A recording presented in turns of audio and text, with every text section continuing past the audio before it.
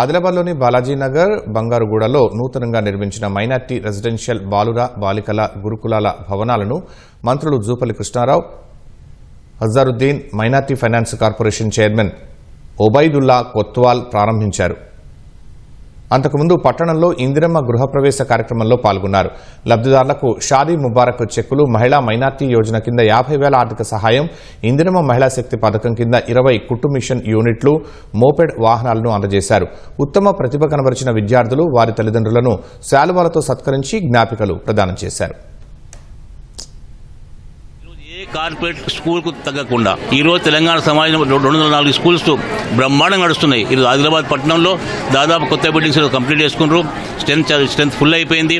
అసలు చూస్తుంటే meritorious students 96%, 95% ఈరోజు వచ్చింది. అదే కాకుండా పేదరిక నిర్మూలన కొరకు ప్రధానంగా అల్పసంఖ్య వర్గాలకు సంబంధించి పేదరిక నిర్మూలన కొరకు ఎన్నో కార్యక్రమాలు తీసుకొని తెలంగాణ మైనార్టీ ఫైనాన్స్ కార్పొరేషన్ ముందుకెళ్తుంది.